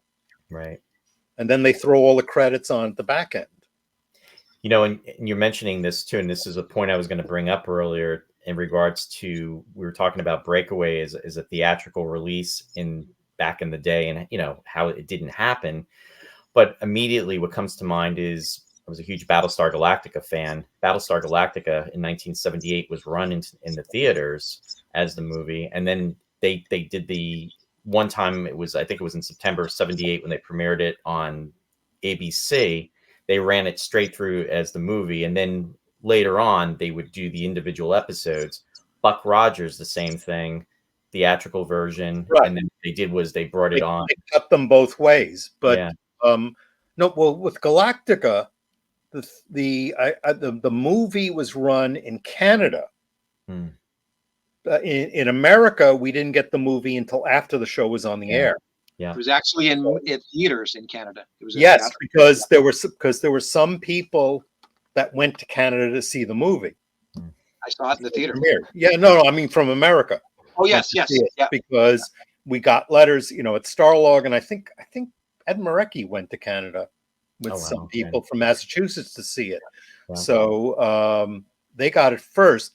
I was at the New York premiere of Buck Rogers because Peter Mosen, who worked for us at Starlog, had made a Cylon costume, and he was doing some promotion for Universal. and they had him, even though it was Buck Rogers, they had him out front of the theater where we went the movie. And I went there to help him and his girlfriend out, who had a Daggett costume. And we sat in the front row off to the right side to see the movie. And we were like watching it like this. Oh, yeah, there's the ship going slightly sideways and skewed up, the worst possible place. But you remember these things. Yep. Great memories. And I got to see Mission Galactica, the Cylon Attack in London. Oh. And that was the Living Legend Part 1 and Part 2 put together, right? Wasn't it? Because that was not shown here until years later. Yes, after I think on the video release or something. But yeah, I mean, turning TV episodes into movies was normal for European distribution, and in countries that didn't have a lot of TV stations. ITC did that with a lot of shows. The SST movies were by no means the first. Right. One of the most famous ones is the 2-color Secret Agent episodes that became Kuroshi. And and Network had been restoring a lot of these old movies. They did the Protectors movies that were done for European release. No, not Protectors, Persuaders. Persuaders. Yeah. They're like 5 Persuaders movies or something. So that was the norm back then. That's why it would have been interesting if 1999 had a theatrical release, and when you think maybe how that could have potentially have been with Breakaway. I mean, well, technically it did have a theatrical release because you have Spazio 1999. Oh, that's true. That premiered several months before the show premiered, in the UK or in America, in Italy. So, okay. But that was kind of it really is a ham-fisted edit. It's they edited 3 episodes together and then changed the dubbing dialogue to fit the fact that characters were changing. But now when you look back at it, you go, really is kind of bad that Kano changes from one actor to the next and they still call the character the same name. I think he's Uma all through it. Right. It was really strange. The first time I'd seen that is in the SST theater package, Dave, and it was, I think, called together from Breakaway, Another Time, Another Place, Ring Around the Moon. Yeah, I think is what it was. Yeah, and really, really strange and fascinating on one level. It's fascinating, but it's badly edited. The Ennio Morricone electronic music really puts a completely different air to it. It's almost like year 2 with the Wadsworth score. Yeah. Oh yeah. Well, no. If you, I mean, we did it first when we did Cosmic Princess. There was some legality with reusing Derek's music, so Bob Mandel tracked in Barry's music. So you've got to see how the 2 scores affected the show. Oh yeah. Then of course Network did Seed of Destruction with a year 1 score, and it changes the vibe completely. It really does. It's amazing the influence music has on whether it be a television show or a series or even a movie. I mean, you can just go in a totally different direction because of that. Oh, there's been a lot of movies where the scores are thrown out because the score doesn't work for the movie or against it. Wow. Years ago, I helped on a soundtrack album that included Chris Young's music for a Canadian film called High Point. I don't know if you're familiar with it. I think it has. It was basically a robbery movie about, and it culminates in a fall from, I think it was either the Space Needle or the CNN Tower, one of those towers, which Dar, I forget the name of the stuntman, Dar something, famous stuntman, did this free fall from the tower. Anyway, they shot this movie with a different score. I think it was by John Addison, and the movie didn't work. So they brought in a script doctor to rewrite and shoot new footage, and they turned it into a comedy. So they threw out the Addison score, brought Chris Young in to score it, and changed it, and the whole movie has a completely different vibe. Wow. So you see how it affects it.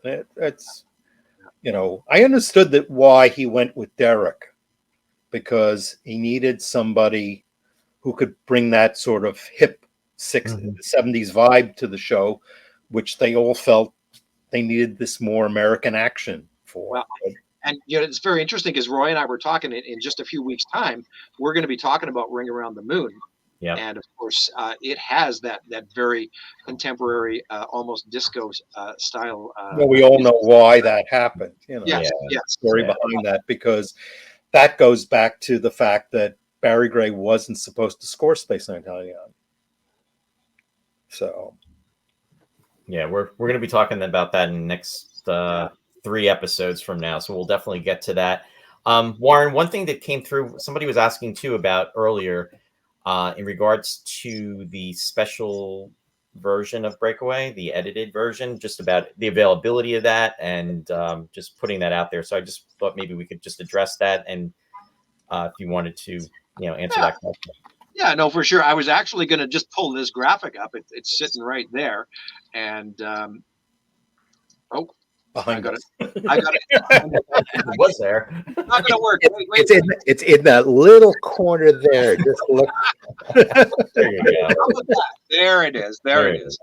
So and wonderful question, and of course, for anybody who wasn't in London, we did have 2 new presentations or edits of Breakaway that we put together over the last year, and one was called the work print, and the other was the theatrical cut, which was a close approximation.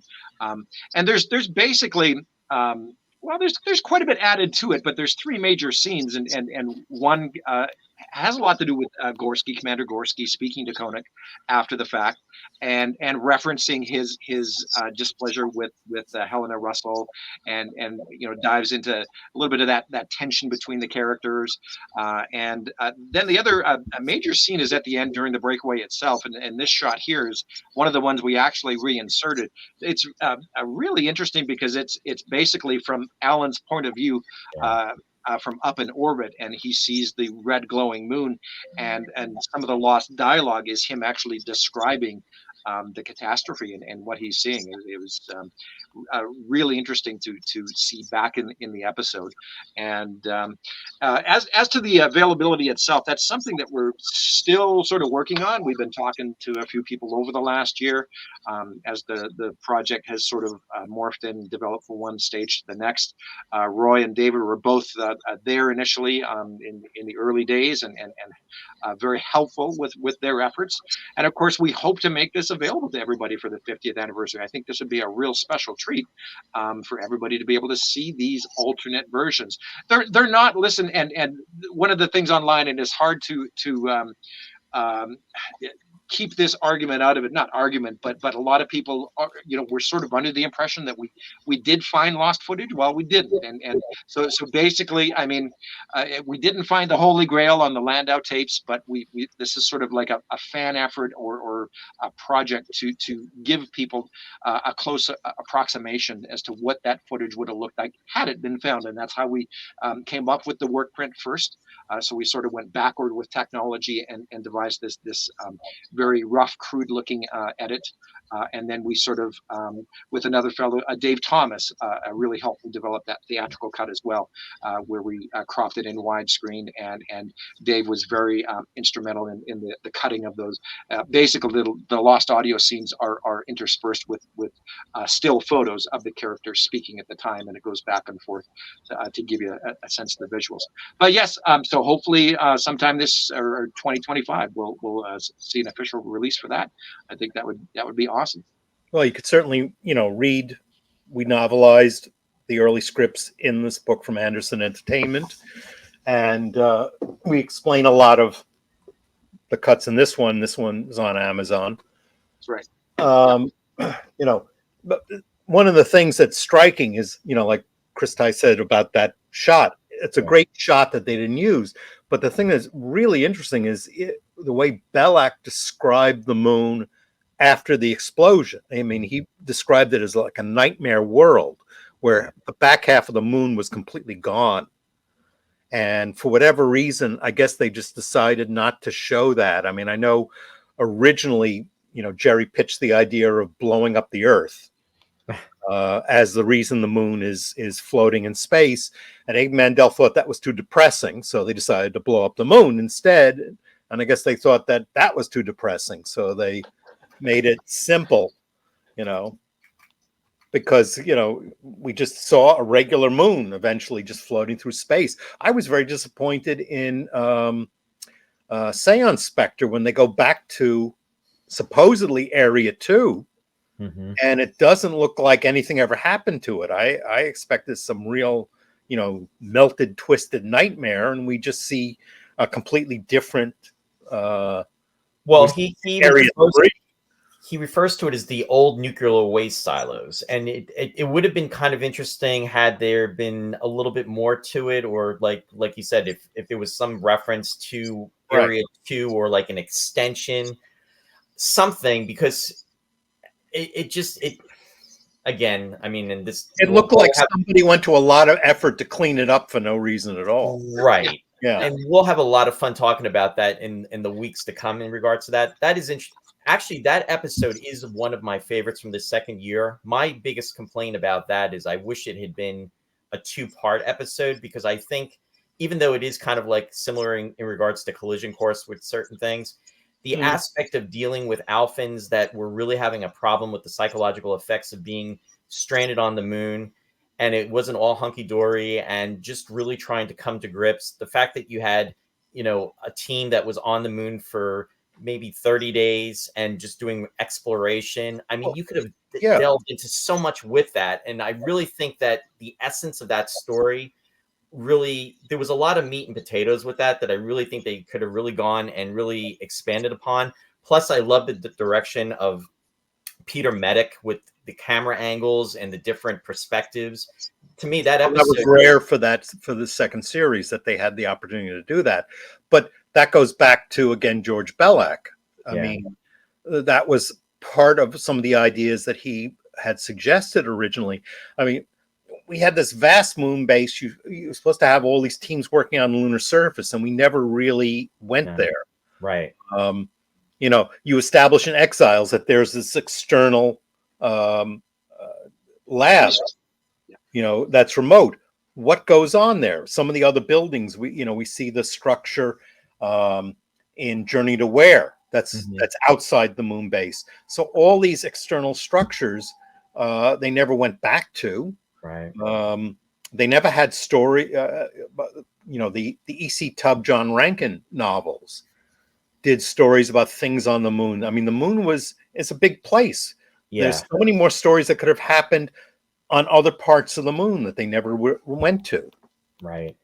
I mean, and there's some and this is where inconsistencies come up. And again, we will be addressing this down the road in regards to that. But it definitely lends for a lot of stories that could have been developed and a lot of tie-ins. So again, an exciting time to talk about Space 1999 here in this forum, which is really, really cool. I see that I'm just putting some. I've been trying to post some of the comments up that have been coming through as we've been. Yeah, I was thinking we should maybe circle back and filter through some questions that people may have, Roy.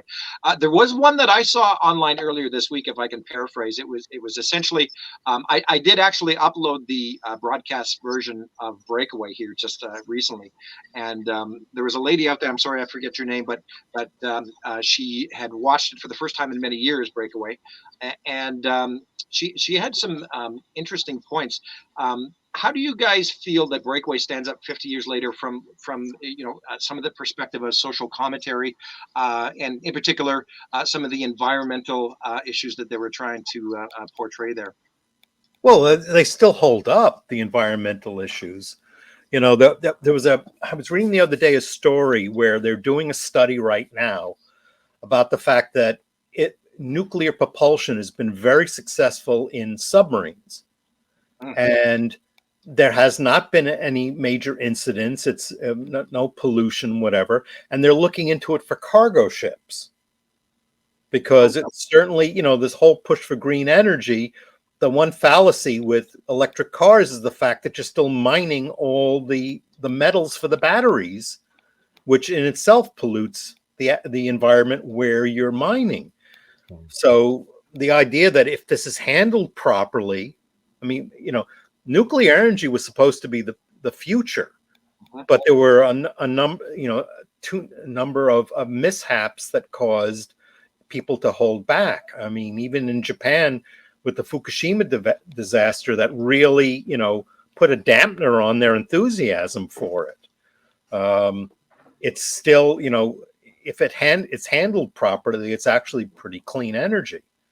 It is, but those problems that Breakaway kind of grapples with. What do you do with the waste? Yeah, exactly. It's still an ongoing issue. It's something we're still thinking because about. we know there are sites where they bury waste on old weapons and stuff, and what happens, to those sites. Well, they blow us out of orbit. That's what happens. Well, yeah. Well, we don't want to do that. That's why we're not burying anything on the moon. We're smart. Someone figured that out. Someone figured that out. But also, the whole financial thing. Right. You hear about. I mean, now you have billionaires going into space because they can afford it, but the country and governments aren't really doing space because, well, it came up. Why not spend it on social issues, which makes a lot of sense, but there are things that we learned from space that improved our lives.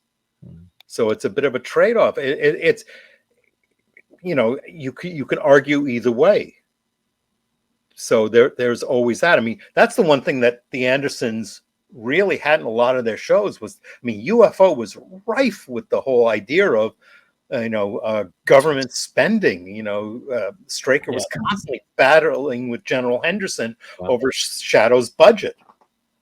And you took the words out of my mouth about UFO, because look, I mean, you had private industries going up to the moon and doing their own thing. And that's fast forward. That's what's happening, potentially now. It's not, I mean, growing up, it was NASA. NASA was, it was NASA. Growing up, it was NASA, but look at any of the films from the 50s. Destination Moon, Rocket Ship XM, it's all private companies going on.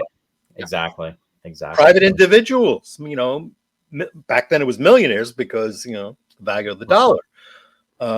So it's very truthful to that. If a moon base was ever built, it has to be with international cooperation, just like the International Space Station was built with international cooperation. True. That's a great point. So, they had a lot of things that were, correct. George Ballack was not a scientist. They really didn't have a scientific advisor on the show, but he was really concerned when he planned things out as to how the moon base functioned. And he thought these things out. It disturbs me to read the Isaac Asimov New York Times piece about the series. Yeah. Because it's very clear to me from watching the show that there was, while there's a lot of stuff that's not necessarily plausible about Space 1999, there was a real effort to try and make it feel grounded. Well, that was plot-wise. That was not plausible so much as the location, because there was even a letter that was published in Variety from Werner von Braun, who was very impressed with the appearance of the moon base. That it was a very plausible idea that a moon base might be set up in that way. Functional, functional, scientific. For all it's said and done, as a moon ship, the Eagle is a very good design. It's a very practical design. The fact that it ended up having to fly through atmosphere was really just a concession to the storyline, because it would have been impractical financially for the show to have different spaceships for different functions. Yeah. But UFO, on the other hand, played that up, where they mentioned that the interceptors were not designed to go into the Earth's atmosphere. Right. So they had a specific moon ship that flew from Earth to the moon. Those shuttles. Yeah. Right. So ideally, they would have had a different ship for planet landings, but why would they? Because it was, it's like, we talked about for the tech manual, we talked about the fact that why would they have winter gear? in Deaths of the Dominion. So I said, well, my thought was it just was accidentally shipped to them from Arctic Base Alpha. They just got a delivery that was wrong, and they didn't have a chance to return it before the moon was put out of Earth's orbit. And they made use of it. Otherwise, you're dealing with the Gilligan's Island effect, right? Where they have, why does a boat on a 3-hour tour have clothing for 5 years on it? Or the Jupiter 2 having that one episode, I think it was Wild Adventure, when they say they acquire. It's amazing all the stuff that you acquire. It's like, really? Well, remember the 3rd season episode where Smith sets up a hotel? Yes. And he's got wicker chairs. Yeah. Where did he get wicker chairs from? He had Robbie weave them. Yeah, the robots just weaving wicker chairs. So yeah, well, there actually is an episode where the robot replicates stuff. Right. But I still can't see how he replicated a wicker chair. Yeah, exactly.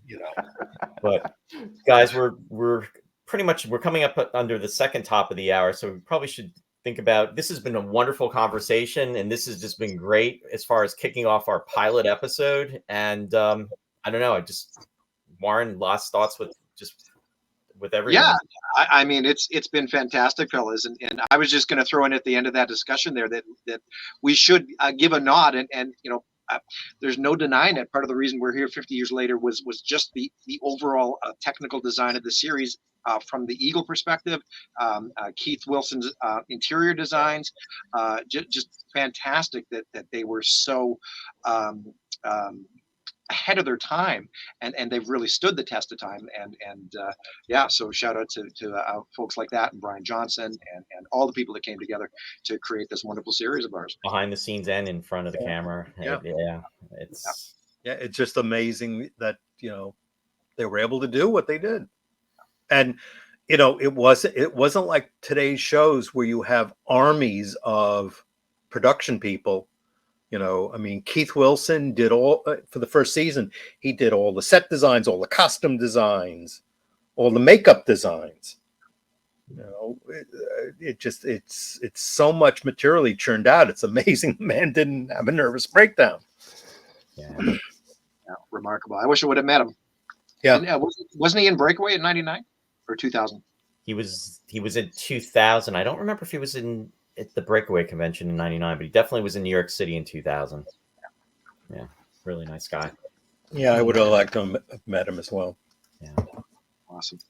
Hey Ben, just really quickly, what were your overall thoughts and impressions? We haven't had a chance to speak about London. You had a good time?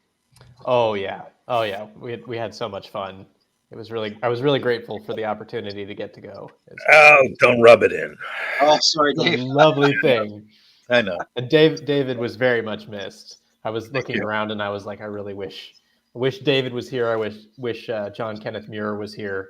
Yeah, all my American friends. Yeah, but so many people I've never had. I've never had a chance to meet Jamie in person, which would have been nice. Right. So many of the other people, but it just was never. I don't think Chris let anyone hold Eagle 2. I didn't see any of that. No, Andrew. I've held the other 2. I would have wanted to hold up. So he's lucky I didn't show. No, what about Andrew owns Eagle 2? Andrew. Sorry, Andrew. Yeah. I was really happy Tim let me play with the giant Eagle playset that they were talking about earlier. Oh, yes. And I actually got to take apart the engine module and the front, because that's something that I always wanted from seeing the commercials. Oh yeah. Oh, I'd love to play with that. So I got to take it and fly it around. I actually ran around the room and flew it. Well, that's the whole point of that thing. Is exactly it's play with it. But now it looks a little bit more screen accurate. Than it does. And it's amazing what they've done. Definitely support them, because they're doing a really cool thing. I wish I had room for it, but fortunately, I don't have room for it either. No, I recently unpacked all these little Japanese figures that I had for years, and I'm barely finding room for half of them. So just gonna have to start your own museum, David. The collection. Believe me, we were in Japan in June, and I was very frugal as to buying stuff because I just have to be. Had no room for anything. Absolutely. So. but I could have broken the bank. I mean, we Easily. spent that on the trip, but you know. Well, okay, we are approaching that time, fellas. We're right around that 2-hour mark. Anything else? Anybody else wanted to throw in there at the very end? Just to say thank you to you and Roy for your work on this, and looking forward to being a part of it and seeing where you guys go with the rest of the episodes. Thank you for your help, and thank you, Ben. We appreciate it, and we're looking forward to having you as our producer. And this is just a wonderful opportunity for us to collaborate. And just bring Catherine Bougeot. She's out there. Yeah, Catherine did some wonderful stuff for the Super Space Theater movies, which was she is incredible. Yeah, can't say enough. Catherine. And Dave, always wonderful Catherine, to see no moving stars. Don't do moving stars because they wouldn't have done that. Yeah, that's right. That's right. Dave, certainly pass along our hello to Renee as well. Yes. And all the best. And yeah, I think we'll call it then and say thank you to everybody out there who's tuned in as well. And keep watching. Thank you all for the support on the new YouTube channel as well. We were up over 130 subscribers before we even went live today, and we only launched less than a week ago. So amazing. And I would certainly love to talk with you guys about some of the other episodes. Absolutely. Absolutely. And if anybody out there, I mean, the whole idea here is we're going to have some creatives and celebrity guests on, but fans as well. If you have a favorite episode that you'd like to come on, like I said on the pilot episode, we basically got 48 open slots at this point. So drop us a line, and we'll try and get you on there and schedule it everybody in. Okay. Yeah, sure.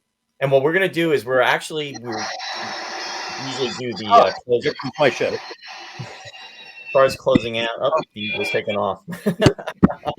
No, it's landing. Oh, it's landing. There you go. That's sound effects that I sent to Jeffrey for the documentary. Nice. Yeah. But we were thinking of as far as the closing, and Isabel Hoy had come up with something, because we usually do the live long and prosper. It was Dallas. It was Dallas. Dallas. I'm sorry. Yep. Sorry. But as far as the closing, saying forgive us, viewers, we're old. All the time. And I said we got to come up with our own Space 1999 catchphrase, and we came up with Dallas came up with. Roy, you go ahead. Until tomorrow, Ron from Missing Link. So, until tomorrow, everyone. Until tomorrow, thank you again, and we'll see everybody next week for a matter of life and death. We'll talk about that one. That was the first completed episode. Yep. Lots to dive into there as well. You're right. And different titles too. And we could just quickly say that special guests for Matter of Life and Death are going to be Dave Thomas from the UK, as well as Mr. Robert Wood. Yes. So, wow. Cool. Great. Yeah. Awesome. Okay. Thanks very much, everybody. All right. Take care, everyone. See you guys. You bet. Good Bye. seeing you. Bye-bye.